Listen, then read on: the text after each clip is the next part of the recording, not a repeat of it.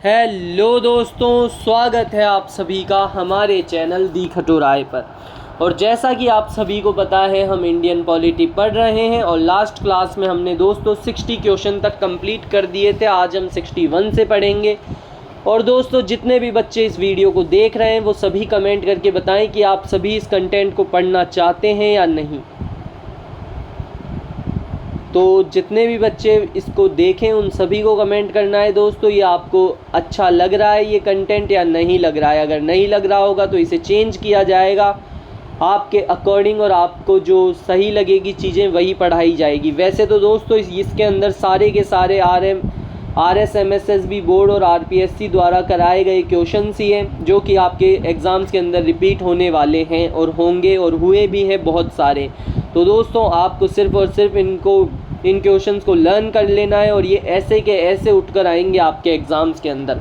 अब हम स्टार्ट करते हैं पढ़ना।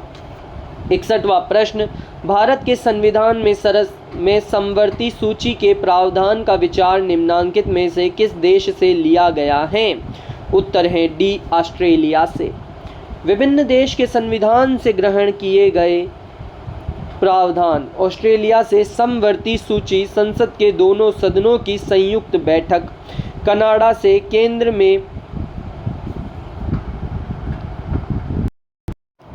कनाडा से लिया गया है दोस्तों केंद्र में अवशिष्ट शक्तियों का वर्गीकरण। केंद्र द्वारा राज्यों में राज्यपाल की नियुक्ति केंद्र के साथ संघ। जापान से लिया गया है विधि द्वारा स्थापित प्रक्रिया। रूस से लिया गया है मौलिक कर्तव्य प्रस्तावना में न्याय के आदर्श। संयुक्त राज्य अमेरिका से लिया गया है मौलिक अधिकार, न्यायपालिका की स्वतंत्रता, न्यायिक समीक्षा और राष्ट्रपति पर महाभियोग। 9 दिसंबर 1946 को पहली बैठक से भारत की संविधान सभा कितने समय तक अस्तित्व में रही? उत्तर है बी, 2 वर्ष 11 माह 18 दिन। 9 दिसंबर 1946 को पहली बैठक से भारत की संविधान सभा 2 वर्ष 11 माह 18 दिनों तक अस्तित्व में रही। इस दौरान कुल 12 अधिवेशन संपन्न हुए। इसका अंतिम अधिवेशन 24 जनवरी 1950 को हुआ था। संविधान को संविधान सभा द्वारा 26 नवंबर 1949 को पारित किया गया, जिसे 26 जनवरी 1950 को पूर्णतः लागू कर दिया गया। भारत के संविधान की निम्नांकित में से कौन सी अनुसूची पहले संवैधानिक संशोधन द्वारा संविधान में जोड़ी गई थी? उत्तर है सी, 9वीं, क्योंकि दोस्तों 8 अनुसूचियां तो पहले से थी। भारत के संविधान में 9वीं सूची को प्रथम संविधान संशोधन अधिनियम 1951 के द्वारा जोड़ा गया। 9वीं अनुसूची भू सुधारों और जमींदारों प्रणाली के उन्मूलन से संबंधित है। 6ठी अनुसूची में असम, मेघालय, त्रिपुरा और मिजोरम राज्यों के जनजातीय क्षेत्रों के प्रशासन के बारे में उपबंध है। 7वीं अनुसूची में संघ सूची, राज्य सूची तथा समवर्ती सूची के संदर्भ में राज्य और केंद्र के मध्य शक्तियों के विभाजन का उपबंध है तथा 10वीं अनुसूची में दल बदल के आधार संसद और विधानसभा के सदस्यों की निर्भरता के बारे में उपबंध है। भारत की संविधान सभा के संबंध में निम्नांकित कथनों पर विचार कीजिए।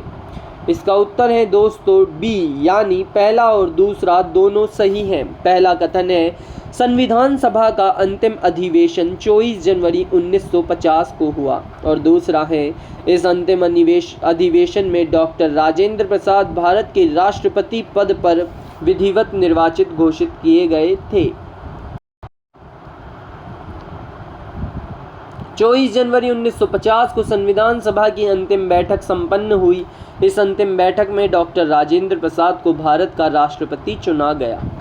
राष्ट्रीय न्यायिक नियुक्ति आयोग से संबंधित कौन से संविधान संशोधन अधिनियम को उच्चतम न्यायालय की संविधान पीठ ने असंवैधानिक घोषित कर दिया था? इसका उत्तर है दोस्तों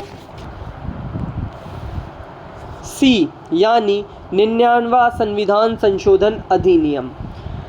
वर्ष 2015 में सर्वोच्च न्यायालय ने उच्चतम तथा उच्च न्यायालयों में न्यायाधीशों की नियुक्ति के लिए बनाए गए राष्ट्रीय न्यायिक नियुक्ति आयोग 99वां संविधान संशोधन अधिनियम 2014 को रद्द कर दिया। परिणाम स्वरूप न्यायाधीशों की नियुक्ति से संबंधित पूर्व में चल रही कॉलेजियम प्रणाली पुनः लागू की गई। निम्नलिखित में से किसने कहा था, एक संविधान एक मशीन की तरह बेजान चीज है, इसमें वे लोग जीवन फूंकते हैं जो इसका नियंत्रण करते हैं। भारत में बस कुछ ईमानदार लोगों की आवश्यकता है जिनके लिए राष्ट्रहित ही सर्वोपरि है। ये कथन है दोस्तों डॉक्टर राजेंद्र प्रसाद का। डॉक्टर राजेंद्र प्रसाद ने कहा था, एक संविधान एक मशीन की तरह बेजान चीज है, इसमें वे लोग जीवन फूंकते हैं जो इसका नियंत्रण करते हैं। भारत में बस कुछ ईमानदार लोगों की आवश्यकता है जिनके लिए राष्ट्रपति ही सर्वोपरि है। सूची 1 को सूची 2 से मिलाइए और नीचे दिए गए कूट में से सही उत्तर का चयन कीजिए।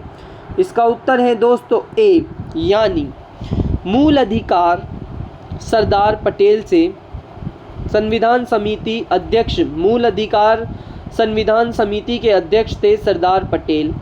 कार्य संचालन समिति के अध्यक्ष थे के.एम. मुंशी। संघ शक्ति के अध्यक्ष थे जवाहरलाल नेहरू और प्रारूप समिति के अध्यक्ष थे बी.आर. अम्बेडकर। संविधान की समितियां, कार्य संचालन समिति के थे अध्यक्ष के.एम. मुंशी, संघ शक्ति के थे जवाहरलाल नेहरू, प्रारूप समिति के थे बी.आर. अम्बेडकर और मूल अधिकार समिति के अध्यक्ष थे सरदार पटेल। मौलिक अधिकारों, अल्पसंख्यकों एवं जनजातियों तथा बहिष्कृत क्षेत्रों के लिए सलाहकार समिति के अध्यक्ष सरदार पटेल थे। इस समिति के अंतर्गत 5 उप समितियां थी जिसमें से मौलिक अधिकार उप समिति के अध्यक्ष जे.बी. कृपलानी थे। 68वां प्रश्न, निम्नांकित में से कौन सी शब्दावली सूचना का अधिकार अधिनियम 2005 की उद्देशिका में उल्लिखित है? इसका उत्तर है दोस्तों डी, यानी डी यानी ABCD सारे। सूचना की पारदर्शिता, सूचना का प्रकटन, संसूचित नागरिकता और लोकतांत्रिक आदर्श की प्रभुता। जनहित याचिका की अवधारणा की शुरुआत किस देश में हुई है? उत्तर है बी, संयुक्त राज्य अमेरिका। बी, जनहित याचिका की अवधारणा की शुरुआत संयुक्त राज्य अमेरिका में 1960 के दशक में हुई। भारत में जनहित याचिका की शुरुआत 1980 के दशक के मध्य में हुई। न्यायमूर्ति VR कृष्ण अय्यर तथा न्यायमूर्ति PN भगवती PIL की अवधारणा के प्रवर्तक रहे हैं। भारत में PIL सर्वोच्च न्यायालय की न्यायिक सक्रियता का एक उत्पाद है। PIL को सामाजिक क्रिया याचिका, सामाजिक हित याचिका तथा वर्गीय क्रिया याचिका के रूप में भी जाना जाता है। भारतीय संविधान सभा के संबंध में निम्नांकित में से कौन से कथन सही हैं? इसका उत्तर है दोस्तों ए, यानी ए और डी कथन सही है। ए है यह वयस्क मताधिकार पर आधारित नहीं थी और डी है यह कई समितियों के माध्यम से कार्यरत थी। दोस्तों 8 मिनट हो चुके हैं लेकिन हमने अभी तक सिर्फ और सिर्फ 10 प्रश्न करे, तो आप लोग ऐसा मत समझना कि हमने सिर्फ 10 ही प्रश्न करे हैं, क्योंकि दोस्तों इनके क्वेश्चंस की हमने जो व्याख्या करी है उसमें से भी आपको बहुत सारे प्रश्न आपकी परीक्षाओं में देखने को मिलेंगे। तो आपको बस सटीक तरीके से सुनते रहना है और पढ़ते रहना है वीडियो के अंदर। और दोस्तों और टीचर्स से तो ये बहुत ही अच्छा वीडियो रहेगा, क्योंकि वो लोग 1-2 घंटे के अंदर 10-20 प्रश्न कराते हैं। हम 1 मिनट के अंदर भी अगर एक प्रश्न करेंगे व्याख्या पढ़ने के साथ साथ उत्तर की, तो दोस्तों बहुत ही अच्छा रहेगा हमारे लिए। संविधान सभा का गठन नवंबर 1946 में कैबिनेट मिशन योजना द्वारा सुझाए गए प्रस्तावों के तहत हुआ। संविधान सभा का गठन प्रतिनिधिक निर्वाचन के आधार पर किया गया था। कैबिनेट मिशन के अनुसार संविधान सभा निर्वाचित होनी थी और प्रांतों का प्रतिनिधित्व जनसंख्या के आधार पर होना था। इसके तहत प्रति 10 लाख व्यक्तियों पर एक प्रतिनिधि के निर्वाचन की व्यवस्था प्रस्तावित की गई थी। संविधान सभा की कुल सदस्य संख्या 389 निर्धारित थी। इनमें 296 सीटें ब्रिटिश भारत को तथा 93 सीटें देशी रियासतों को आवंटित की जानी थी। देशी रियासतों के प्रतिनिधियों का चयन रियासतों के प्रमुखों द्वारा किया जाना था। संविधान सभा के चुनाव जुलाई अगस्त 1946 में संपन्न हुए। ब्रिटिश भारत को आवंटित 296 सीटों में से 208 कांग्रेस को, 73 मुस्लिम लीग को तथा 15 सीटें अन्य स्वतंत्र सदस्यों को प्राप्त हुई। देशी रियासतों ने संविधान सभा में भाग नहीं लिया। संविधान सभा अप्रत्यक्ष निर्वाचन का परिणाम थी।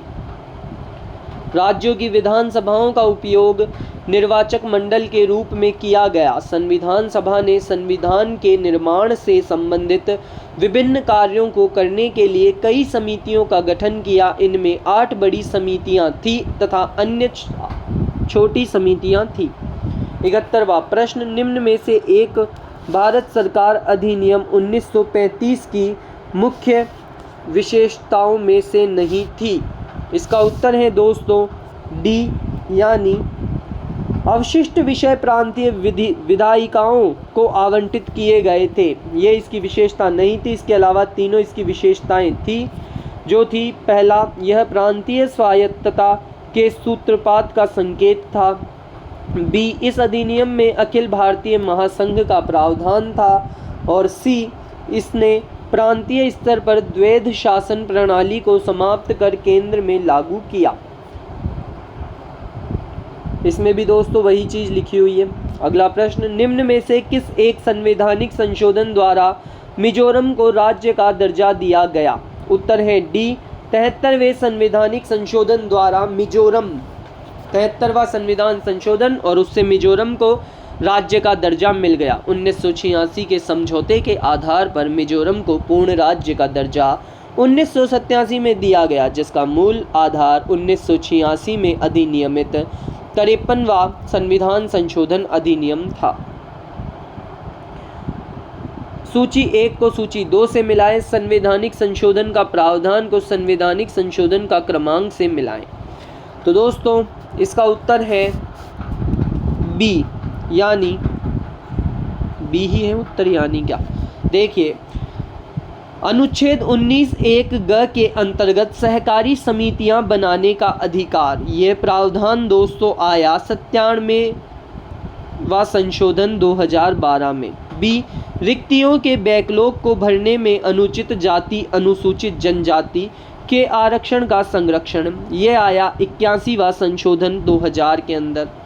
राष्ट्रीय न्यायिक नियुक्ति आयोग का निर्माण, ये हुआ दोस्तों 99वें संशोधन से 2015 के अंदर, जो कि हुआ। इसके बाद आता है मंत्री परिषद के आकार को परिमित करना। दोस्तों ये 91वां संशोधन 2004 से आया। इसमें भी वही लिखा हुआ है। अगला प्रश्न 74वां प्रश्न, निम्नांकित कथनों पर विचार कीजिए। इसका उत्तर है दोस्तों बी, यानी केवल दूसरा सही है। मिनर्वा मिल्स वाद 1980 के निर्णय में उच्चतम न्यायालय ने यह व्यवस्था दी है कि केवल अनुच्छेद 39 ख एवं ग में उल्लिखित राज्य नीति के निदेशक तत्वों को अनुच्छेद 14 एवं 19 में उल्लिखित मूल अधिकारों पर प्राथमिकता संवैधानिक है। 42वें संविधान संशोधन अधिनियम 1976 द्वारा राज्य नीति के निदेशक तत्वों को मूल अधिकारों पर प्राथमिकता प्रदान की गई थी, न कि 44वें संवैधानिक संशोधन द्वारा।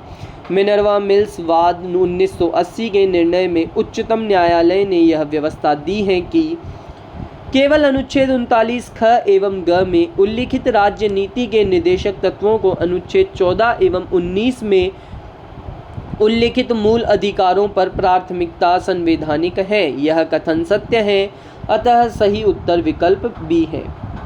अगला प्रश्न कथन ए और कथन बी।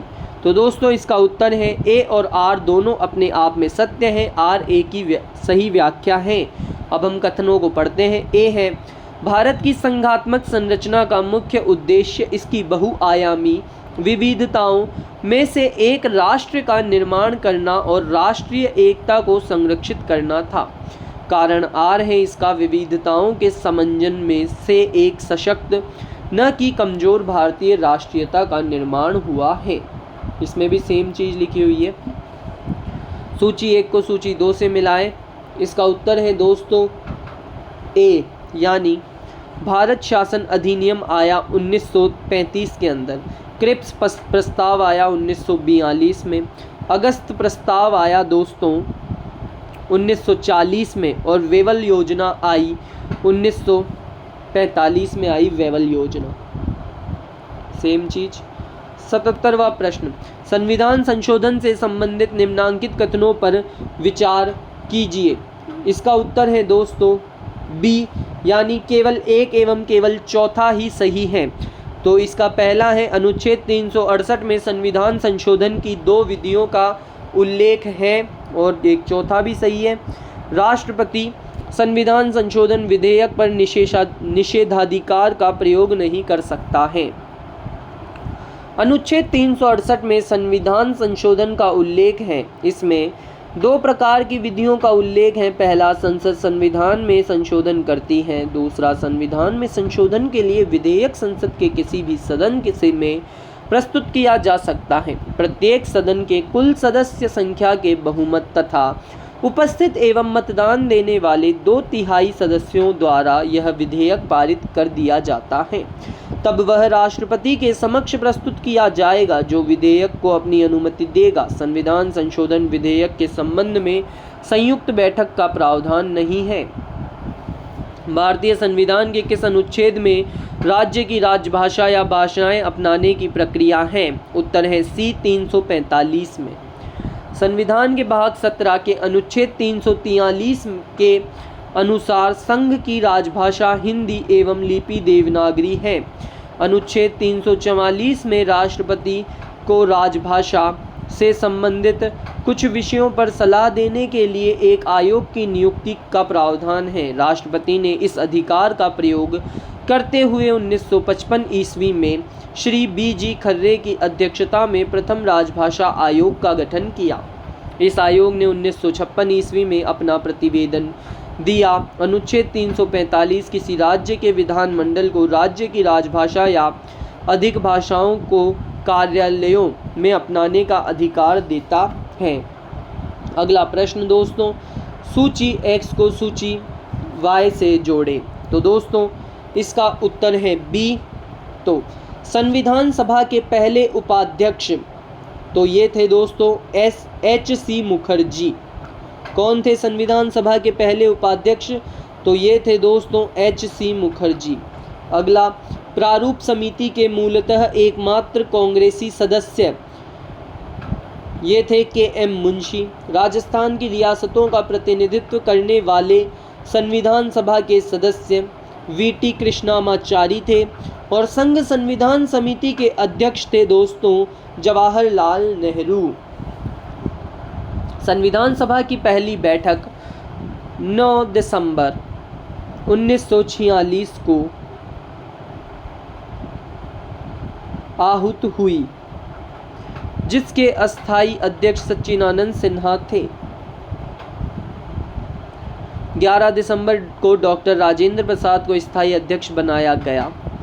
संविधान सभा के प्रथम उपाध्यक्ष H.C. मुखर्जी थे। कौन थे? उपाध्यक्ष H.C. मुखर्जी थे। प्रारूप समिति के एक कांग्रेसी सदस्य K.M. मुंशी थे। राजस्थान की रियासतों का प्रतिनिधित्व करने वाले संविधान सभा के सदस्य V.T. कृष्णामाचारी थे, और संघ संविधान समिति के अध्यक्ष जवाहरलाल नेहरू थे। कथन ए और कथन आर है दोस्तों, जिसका उत्तर ए है, यानी ए और आर दोनों सत्य है और आर ए की सही व्याख्या करता है। इसका ऑप्शन दोस्तों यहाँ ऊपर दे दिया गया है गलती से। तो ए और आर दोनों सत्य हैं और आर ए की सही व्याख्या है। ए है दोस्तों, महिलाएं, दलित, निर्धन एवं अल्पसंख्यक समूह भारत में लोकतंत्र के सबसे बड़े दावेदार हैं। और आर है, भारत में लोकतंत्र अधिक आत्मसम्मान की कामना का वाहक बनकर उभरा है। भारत विश्व का सबसे बड़ा लोकतंत्र है। लोकतंत्र में सरकार व व्यवस्था उस देश के प्रत्येक व्यक्ति द्वारा निर्धारित होती है। ऐसे लोग जो कमज़ोर हैं, कम हैं, उनके लिए लोकतंत्र एक वरदान की भांति है, क्योंकि इस व्यवस्था में सभी को अपने अधिकार के प्रयोग और आगे बढ़ने की स्वतंत्रता होती है। ऐसी स्थिति में महिलाएं, दलित, निर्धन एवं अल्पसंख्यक देश में इसके सबसे बड़े दावेदार हैं। और दोस्तों, इसी के साथ ही वीडियो यहीं समाप्त होता है। वीडियो अच्छा लगा हो तो वीडियो को लाइक करें, चैनल को सब्सक्राइब करें और कमेंट करें दोस्तों आपको ये वीडियो कैसा लगा। और ऐसे ही पढ़ते रहें। धन्यवाद। Tata, bye bye.